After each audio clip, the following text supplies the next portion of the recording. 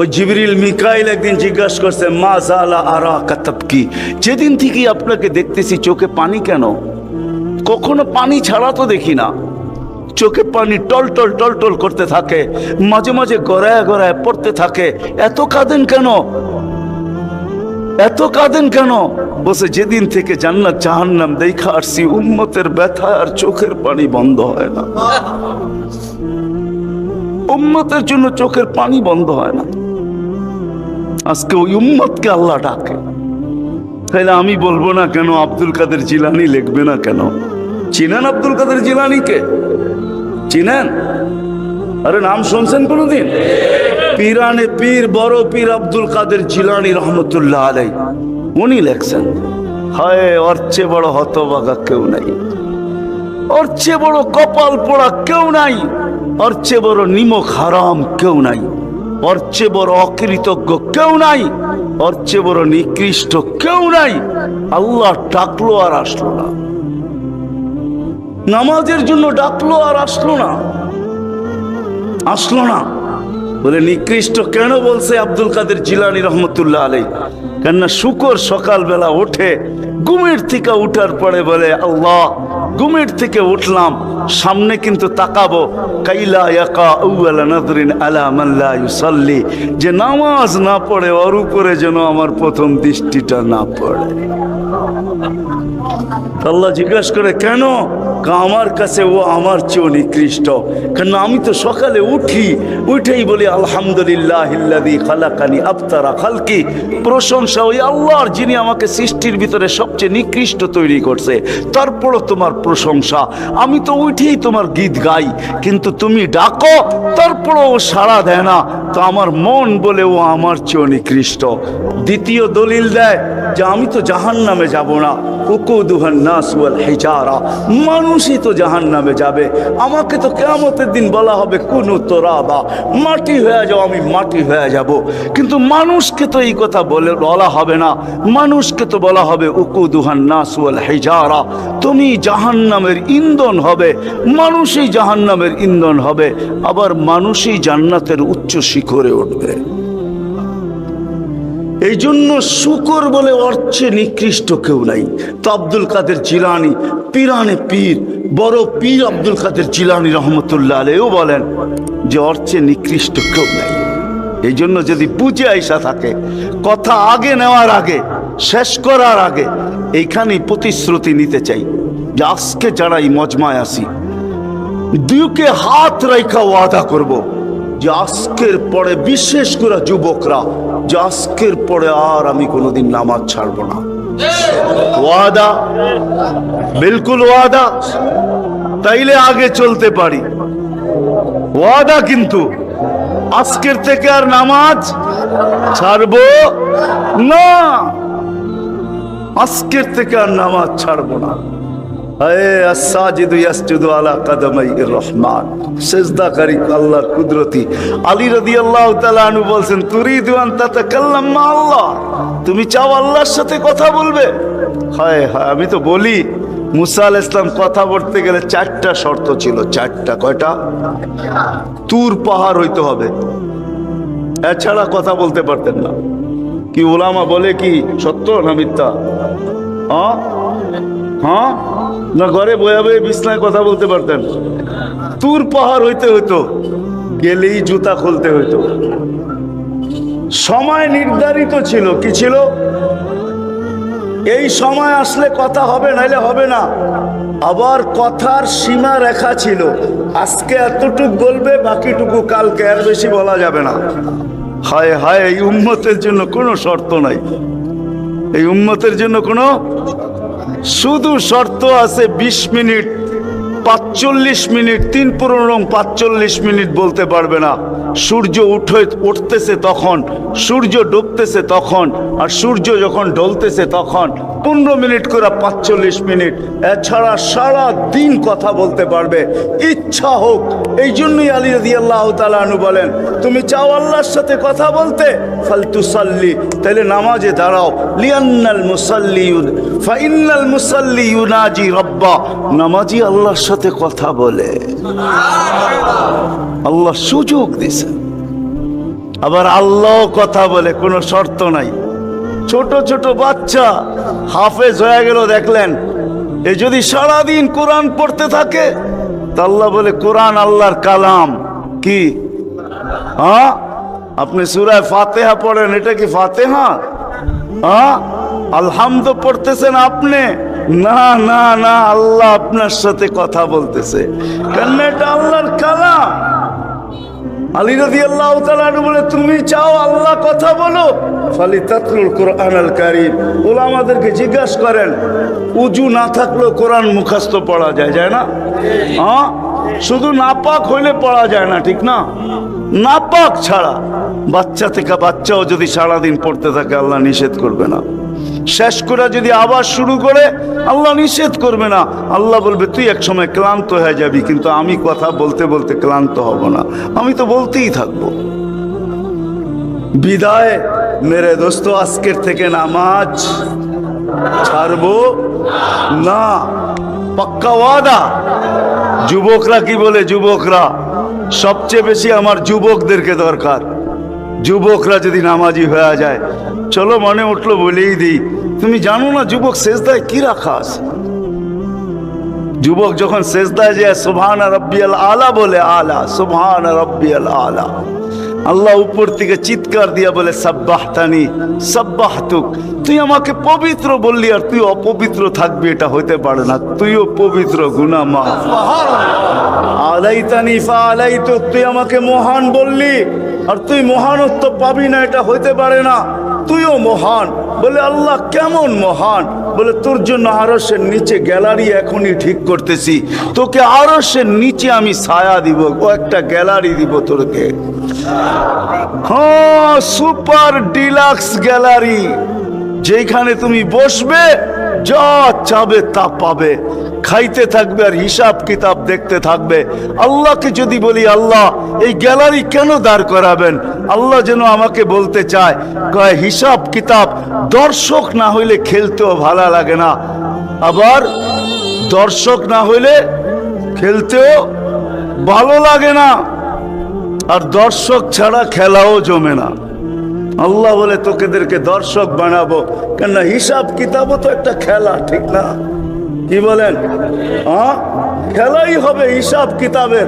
আরশের নিচে হবে মেলা আর বাহিরে হবে হিসাব কিতাবের খেলা, ঠিক না? কাউকে 50,000 বছর দাঁড় করায় রাখবে। ইয়াউমা তুবলাস সারাইর, সমস্ত গোপন তথ্যগুলা যেগুলা দুনিয়াতে আমরা লুকায়িত রাখছি, কেউ জানে না, সব আল্লাহ ওইখান থেকে উদ্ঘাটন করে নিয়ে আসবে আর সামনে ছড়ায় দিবে, আর হিসাব কিতাব নিতে থাকবে। 50,000 বছর দাঁড় করায় রাখবে। লা ইয়াজাল কদম আবদিন, পাও হেলাইতে দিবে না। আল্লাহ বলছে দুনিয়ায় বহুত ছুটছ, দুনিয়ায় বহুত ঘুরছ, দুনিয়ায় বহুত করছ, আমি কিচ্ছু বলি নাই, শুধু তাকায়া ছিলাম। নাজিরুন কাইফা তা'মালুন, তুমি কি করো আমি দেখতেছিলাম, তুমি বলতেছিলাম আমি শুনতেছিলাম। কুলতু ফাসামি'তু, আমি শুধু শুনছি, তুমি করতেছিলাম আমার বিরুদ্ধে। ফাতাহাম্মালতু, আমি সহ্য করতেছিলাম, কিছুই বলি নাই। আজকে দেখাবো তোমাকে খেলা। গ্যালারি রাখবে তোমার জন্য যুবক, গ্যালারি, এত মর্যাদা। জমিনে চলবে তুমি, আরেক হাদিস নিয়ে নাও, জমিনে চলবে, আল্লাহ তোমাকে দেখায়া দেখায়া উপর থেকে বলবে লাউলা ইয়া শাবাব, ও যুবক তুই যদি জমিনে না থাকতি, লাউলা শাবাবা খুশা, ওই যুবক যদি জমিনে না থাকতো, যারা আল্লাহর ভয়ে নিজেকে লজ্জাপতির মতো গুটায় আনিছে, আজান শুনতে দেরি, মসজিদের দিকে দৌড়াইতে দেরি হয় না, আল্লাহর হুকুম সামনে আসতে দেরি, পুরা করতে দেরি করে না, নবীর তরিকার বিরুদ্ধাচারণ করে না, এইখানে একজন যুবকও পাওয়া যাবে না। চুল তো প্রতি মাসে কাটে, প্রতি মাসে না কাটক 2 মাস অন্তর কাটে, 2 মাস অন্তর না কাটক 3 মাস অন্তর কাটে, 3 মাস অন্তর না কাটক 6 মাস অন্তর কাটে, 6 মাস না কাটক 2 ঈদে তো কাটেই কাটে। কিন্তু একজনও যুবক এখানে পাওয়া যাবে না যে সেলুনে যায় বলছে যে এই 12ই রবিউল আউয়াল আসতেছে, একজন যুবকও পাওয়া যাবে না। হয় আমি কোনো মতবাদের কথা বলতেছি না, একজন যুবক পাওয়া যাবে না যে সেলুনে যায় বলবে, নবগঞ্জ বাজারে যায় বলবে, বা মাদায়া যায় বলবে বা কুমিল্লা বলবে বা যে কোনো সেলুনে যায় বলবে যে তোমার এখানে চুল কাটার বড় ডিজাইন আছে, সমস্ত ডিজাইন আজকে সরাও, আজকে আমি আসছি, আমাকে আমার নবীর তরিকা মতে চুল কাটা দাও। একজন যুবক এখানে পাওয়া যাবে না। যেই যুবক জীবনে বলছে যে আমাকে নবীর তরিকা মতো আজকে চুল কাটা দাও, আজকে কোন স্টাইল না, মুহাম্মদুর রাসূলুল্লাহর স্টাইল। যদি বলে তুমি এই স্টাইলে চুল কাটবে কেন, বলছে চুল কাটা দিয়ে জান্নাতে যেতে চাই। হ্যাঁ হ্যাঁ সত্য এটাই, হাদিসে আছে মান তামাসসাকা বিসুন্নতি ইনদা ফাসাদি উম্মতি। তামাসসাক বুঝেন? আগে গ্রামগঞ্জে ছিল শাখো, শাখো চিনেন? কয়টা বাঁশ দিয়ে বানাইতো? একটা বাঁশ দিয়ে, ঠিক না? আর উপরে বান্ধা দিত আরেকটা বাঁশ, ঠিক না? দুর্বল মানুষগুলো ওটা দৈরা দৈরা পার হইতো, ঠিক না? আর শহরের মানুষ আসলে আগের থেকে পাও কাঁপা শুরু হইতো, কেন তো পার্ক হওয়ায় অভ্যস্ত না, ঠিক না? কি বলেন? 6 জনে মিলা পার করতো, ঠিক না? উপরের বাঁশটা কেন বাঁধা হয়েছে? এই জন্য বাধা হয়েছে যে যদিও সাকর থেকে পাও পিছলায় চলে যায়, তাহলে তুমি যেন বাঁশটা ধরে লটকায় থাকতে পারো, দূরের থেকে কেউ দেখা এসা ছুঁইটা তোমাকে ওইখান থেকে উঠাইতে পারে, পানির ভিতরে তুমি না পড়ো। আল্লাহ রসুল বলে একটা সময় আসবে, কোন উম্মত যদি আমার একটা সুন্নত ধরে এরকম লটকায় থাকে, তো আল্লাহর রসুল বলে তাকে 1 শহীদের না 100 শহীদের সওয়াব দেওয়া হবে। জান্নাতে যাওয়ার জন্য 1 শহীদের সওয়াবই যথেষ্ট, এইখানে 100 দেওয়া হবে। এই জন্যই হাদিসের শব্দ আসছে মান তামাসসাকা বিসুন্নতি, যে আমার একটা সুন্নত ধরে লটকায়া থাকবে। যুবক যদি ভাবে যে কোনো সুন্নতই তো আদায় করতে পারতেছি না, না পরিবেশের জন্য পারতেছি, না দুনিয়ার জন্য পারতেছি, কোনোভাবেই পারা সম্ভব না, আমিও জানি পারা সম্ভব না, সবগুলোর উপরে আমল করা যাবে না। যুবক যদি বলে যে আমি আমার চুল কাটাকে সুন্নত বানায় নিলাম, নবীর এই সুন্নত ধরেই আমি আটকায় থাকবো, লটকায় থাকবো, যখনই সেলুনে যাব ওকে বলবো সমস্ত ডিজাইন সরা, আমার নবীর ডিজাইনে আমাকে কাটা দে, আমার বিশ্বাস চুল কাটা দিয়ে সে জান্নাতে যাবে। চুল কাটা দিয়া একজনও পাওয়া যাবে না, আরেকটা বললেও পাওয়া যাবে না। এই পুরা গ্রাম না, পুরা চান্দিনা থানায় উপজেলার ভিতর থেকে কোনো নববধূ পাওয়া যাবে না। পাওয়া যাবে চান্দিনার গ্রামে গ্রামে এখন বিউটি পার্লার আছে না? নাই? হ্যাঁ, ঘরে ঘরে বিউটি পার্লার আছে, অনলাইনে সব বিউটি পার্লার চলে, অনলাইনে এসে সেই জায়গায় যায়। কোনো নববধূ পাওয়া যাবে না যে বিউটি পার্লারে যায় বলছে তোমাদের সমস্ত সাজ রাখো, আজকে আমার প্রথম রাত্র, প্রথম দর্শন, প্রথম জীবনের রাত্র, এটা আর জীবনে কোনোদিন ফিরে আসবে না, আজকে আমার বাসর রাত্রে হবে, আজকে আমি সাজতে আসছি, কিন্তু তোমাদের ডিজাইনে না, আমাকে ফাতেমার ডিজাইনে সাজায় দাও, বাকি অন্য দিন আসবো, তোমরা তোমাদের ডিজাইন মতো আমাকে সাজায় দাও, কিন্তু আজকে প্রথম রাত্র আমি ফাতেমার ডিজাইনে সাজতে চাই। একজন নববধূ পাওয়া যাবে না। কি বলেন? চলে তো যাব, আমি কথা শেষ জায়গায় চলে আসছি, চলে তো যাব। 100 বছর আগে যারা ছিল ওরা আজকে নাই, 100 বছর আমরা পরে আমরা থাকবো না। জীবনটা বড় ছোট, আল্লাহর রসুল বড় দয়া দিয়ে আমাদেরকে বুঝাইতে চেষ্টা করছেন, উম্মত হেলায় হারায় না, ওই জীবনটাকে হেলায় হারায় দিও না, ওটাকে গ্রহণযোগ্যতা পর্যন্ত পৌঁছাও, গ্রহণযোগ্যতা পর্যন্ত পৌঁছাও, কিয়ামতের দিন আমি যেন তোমাদেরকে নিয়ে গৌরব করতে পারি। জিজ্ঞাসা করেন, হাদিসে আছে, আল্লাহর রসুল আমাদের কাছে দরখাস্ত রাখছে, এরকম হয়ে আইসো যে আমি কিয়ামতের দিন তোমাদেরকে নিয়ে গৌরব করতে পারি। এরকম নিয়ে আইসো না যে আমি কিয়ামতের দিন তোমাদের বিরুদ্ধে চলে যাই, আমি যদি বিরুদ্ধে চলে যাই তো আল্লাহ চলে যাবে। আমি দুনিয়ার বাস্তব হায়াত, কোরআনের আয়াত দেখাইতেছি, এইখানে হাজি পাওয়া যাবে 2-4 জন, বেশিও পাওয়া যাবে। কি হজ করছেন আপনি? হ্যাঁ, হজ করছেন? আলেম ওলামাও পাওয়া যাবে, হাজি পাওয়া যাবে না? পাওয়া যাবে না? হজ করছেন? হ্যাঁ, উমরায় গেছেন? নাহলে উমরায় যাওয়া পাওয়া যাবে। মদিনা মুনাব্বারা যাওয়ার পরে রওজা একটা আয়াত লেখা আছে, রওজার উপরে কোরআনের আয়াত, ইন জাউকা, বন্ধু আপনার কাছে যদি আপনার উম্মত আসে, ওয়াস্তাগফিরাল্লাহ, আর আল্লাহর কাছে যদি মাপ চায়, ওয়াস্তাগফারা লাহুমুর রাসূল, আর আপনি যদি একটু ইশারা করে দেন, লাওয়াজাদুল্লাহ তাওয়াবার রহিমা, তো আমি আল্লাহ মাফ করে দিব, দ্বিধা করব না। কত কথা!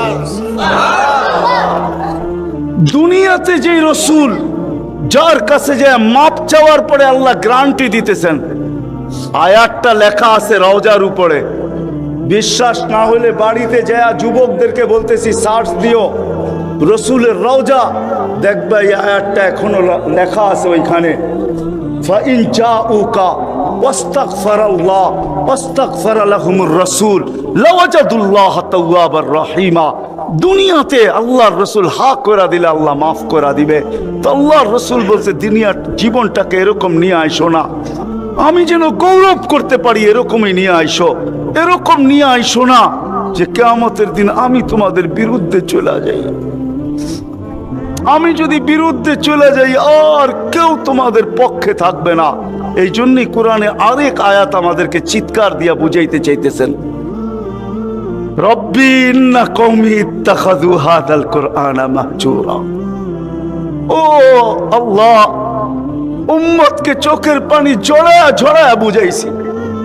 আমি যে চান্দিনার মানুষকে কেমনে বুঝাবো আমি বুঝাইতে পারতেছিলাম। কেমনে বুঝাইলে আপনারা বুঝবেন? যে রসুল দুনিয়ার থেকে যখন বিদায় নিতেছে, তো জিবরিল আলাইহিস সালাম কানতে কানতে আসছেন।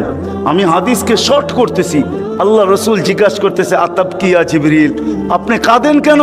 বলে আজকেই শেষ দিন, আর কোনোদিন ওহী আনার জন্য যাওয়া হবে না। আর ওহীর কারণে যে নৈকট্যময় পৌঁছতে পারতাম, আর কোনোদিন পৌঁছতে পারবো না। আজকেই আমার শেষ, চাকরি শেষ, আমি এলপিআরে চলে যাব। ওই নৈকট্যময় জায়গায় যাওয়া হবে না। আর কিয়ামত পর্যন্ত কোনো নবী আসবে না। বিদায় কোনো নবীর দুয়ারে আমার আশা আর হবে না। আজকেই শেষ, বিদায় এলপিআরে যাইতে চলছি। ১৬,৩১৩ জন রসুলের কাছে আমার আনাগোনা ছিল, এই জন্য আমার চোখের পানি। তারপরে জিবরিল প্রশ্ন করছে, ওয়াতাবকি আনতা, আপনি কেন কাঁদেন? আমারটা তো জবাব দিলাম, আপনি জবাব দেন। তো চোখের পানি আরো বেড়ে গেছে। বলতেছে জিবরিল, এক প্রশ্নের জবাব এখনো বাকি। বলছে সেই প্রশ্ন কি? বলে ফামান লিবাদি লি উম্মতি, আমার পরে আমার উম্মতকে কে দেখা রাখবে, কে বুকে জড়ায় রাখবে, কে পাহারা দিয়া রাখবে? আসসালামু আলাইকুম। সম্পূর্ণ ভিডিওটি শোনার জন্য আপনাদের অসংখ্য ধন্যবাদ জানাচ্ছি।